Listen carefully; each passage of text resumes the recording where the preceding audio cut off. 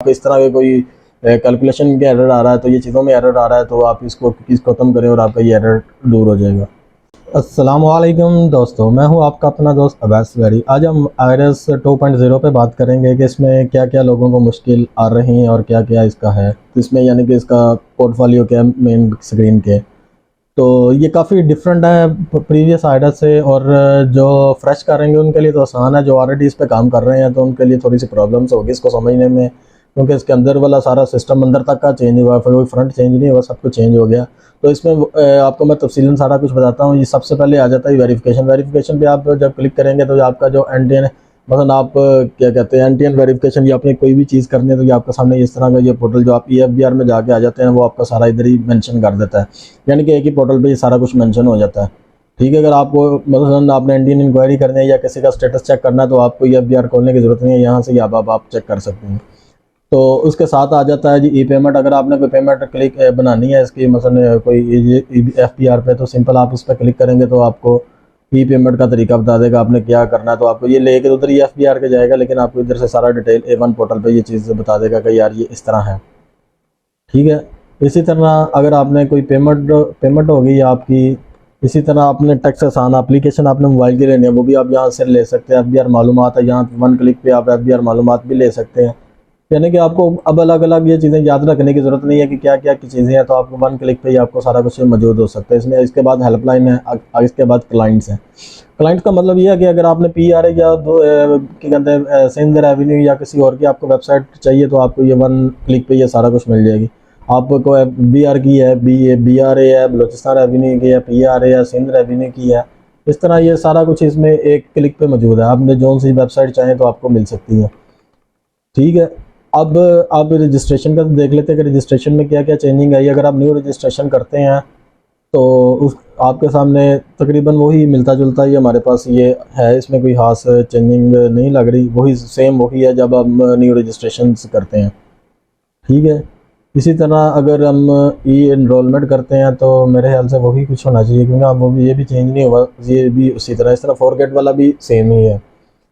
ठीक है, इसी तरह अगर हम अब लॉगिन करके देखते हैं कि अगर किसी का लॉगिन करने के बाद हमारा ये पोर्टल में क्या जाए किस तरह का फेज़ आता है, तो वो आपके सामने मैं करता हूँ। ये हम लॉगिन हमने कर लिया, लॉगिन के बाद ये हमारे सामने एक इस तरह का ये फेज़ आ जाता है जिसमें कुछ टोटली डिफरेंट चीज़ें हैं। पहले कुछ और किसी और किस्म का होता था, अब ये है। चलिए सबसे पहले ऊपर देखते हैं जी रजिस्ट्रेशन है। तो रजिस्ट्रेशन में उन्होंने फॉर्म, अब ये समझ लें कि पहले जो होता था ना ये ऊपर ये सारा कुछ ऊपर मेंशन होता है कि यानी कि जो अभी हमारे ये साइड पे चीज़ें आ रही है ना ये ऊपर होती थी। ठीक है, और बाकी ये चीज़ें जो है ना ये एक लाइन में जो नीचे नीचे कॉलम में होते हैं। मसलन पहले वाला फॉर्म था उसके अंदर ये सारी कॉलम्स थी, फिर दूसरे नंबर पे एप्लीकेशन वाला फॉर्म ऊपर आ रहा होता था, ऊपर 3 हेडिंग। अब ये समझ लें कि आप जो इस तरह का वो इस तरह का हो गया, बस यही है, इसमें ज़्यादा डिफरेंट नहीं हुआ, अदरवाइज तकरीबन वही चीज़ें हैं। ठीक है, अब आपने इसमें ज़्यादा कंफ्यूज नहीं होना। अब डिक्लेरेशन या आपके फॉर्म्स आगे 181 का ये जो आप लेते हैं इसमें डिक्लेरेशन में आप रिटर्न देखनी है। तो ये देखें, ये जो हमारा ऊपर पोर्टल आ रहे होते थे अब वो ये लेफ्ट साइड पे चले गए हैं। अभी हमने जो अगर इनकम टैक्स की आपने भरनी है तो आपने ये याद रखना है, आपने व्यूज़ व्यू नहीं लेना, इसमें आपने क्लासिक व्यू ही लेना है। ये आपकी सैलरी की आ गई, नॉर्मल रिटर्न उसी तरह ही है ये सारा कुछ, तो इसमें ज़्यादा कोई चेंजिंग नहीं है। तो बाकी सेल टैक्स का देख लेते हैं। सेल टैक्स में भी आई थिंक वही है, इसमें कुछ भी खास नहीं है। इनवाइस मैनेजमेंट में भी सेल लेजर उसी तरह का है। तो इसमें एक मिनट ओपन करके देख लेते हैं कि पहले वाले सारा सिस्टम है या नहीं, आगे जाके वही सेम सिस्टम है। ठीक है, ये फ्रंट ही इसका तकरीबन चेंज है, बाकी अंदर से वही है। इसी तरह ये इसने रजिस्ट्रेशन नंबर दे दिया। अब इसमें ये एक बना दिया आइकन जिसमें आप प्रोफाइल पे जहाँ से जा सकते हैं, change password, change pin, registration certificate. पहले ये सारी चीज़ें ऊपर आ रही होती थी, अब ये उसने एक नीचे में फाइल दे दी हैं। इसी तरह ये फ्रंट में आ जाता है जी फाइल जो टैक्स रिटर्न। आप सिंपल आपने अगर कोई टैक्स रिटर्न क्लिक कर बनानी है तो इसमें वो आपको कह देता है आप ये बना लें, लेकिन आप ये इंडिविजुअल AOP और ये क्या कहते हैं कंपनी किस तरह खुलेगी, सैलरी की अगर बनानी है तो आपको ये ऊपर डिक्लेरेशन में ही जाना पड़ेगा। इस तरह आपने मैनेज प्रोफाइल करना, जो आप सिंपल पहले प्रोफाइल पे करते थे, अब ये इसने एक अलग बना दिया। यहाँ से क्लिक करके आप प्रोफाइल में जा सकते हैं। जो पहले वाला आपका प्रोफाइल था ना, जिस तरह का मसलन आप पहले प्रोफाइल में जाते थे उसी तरह ये आप यहाँ से प्रोफाइल जाएंगे और प्रोफाइल तकरीबन ये सारा सेम ही है।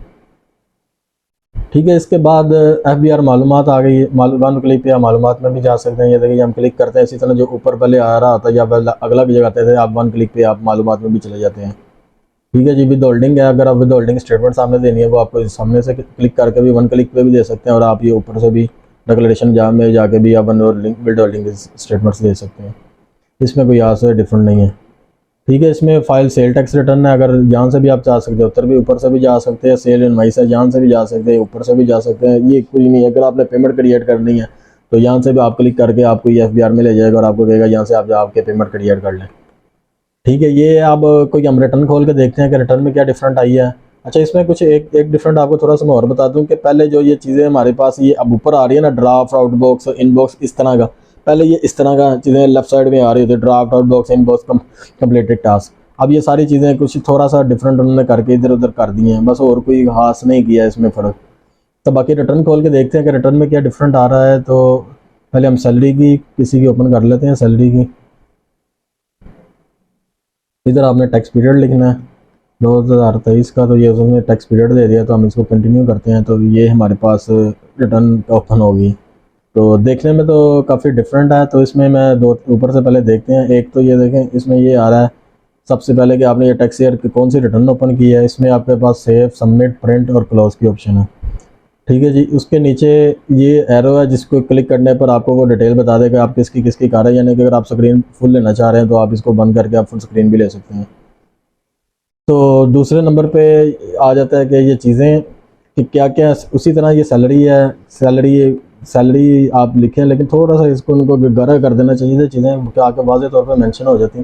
चले हम लिख देते हैं जी सैलरी कितनी है हमारी, मिसाल के तौर पर हम लिख देते हैं ये 10 लाख 1 मिलियन हमारी सैलरी है।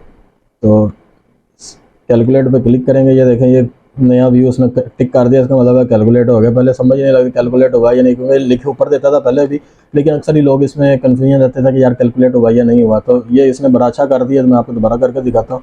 हमने कोई भी फिगर इसमें लिखी तो ये देखें कैलकुलेटर बना दिया, और इसके बाद जब ये ओके हो जाएगा तो ये टिक कर देगा यार ये ओके हो गया।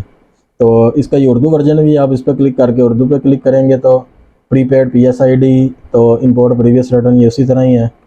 तो बाकी कोई ख़ास चेंजिंग नहीं है, बस इसमें यही है। तो इसमें एक चीज़ हो रहा है कि जो आपको चीज़ें क्या कहते हैं, सम लोगों को ये कैलकुलेट सही नहीं हो रहा, ये चीज़ें ठीक नहीं हो रही, तो उसके हवाले से मैं आपको थोड़ा सा गाइड कर देता हूँ कि अगर आपका ये मसला है कि आपके जो क्या कहते हैं कैलकुलेट ठीक नहीं कर रहा, तो सबसे पहले आपने इधर इस लॉक पे क्लिक करके इसकी जो कुकीज़ है ना, तो आपने साइड की कुकीज़ को ख़त्म करना।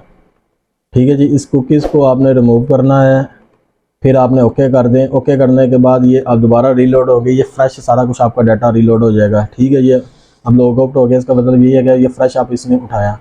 तो इसमें फ्रेश में ये होता है कि आपका जो पिछला डाटा है कि आप डबल डाटा से अक्सर ही कन्फ्यूजन होती है और इसमें जो एरर्स आना शुरू। अगर आप इस तरह के कोई कैलकुलेशन के एरर आ रहा है, तो ये चीज़ों में एरर आ रहा है, तो आप इसको ख़त्म करें और आपका ये एरर दूर हो जाएगा। तो ये एक IDAS 2.0 के वाले से अपडेट के जो थी उसमें एक छोटी सी वीडियो, तो उम्मीद आपको पसंद आई होगी। बहुत शुक्रिया आपका।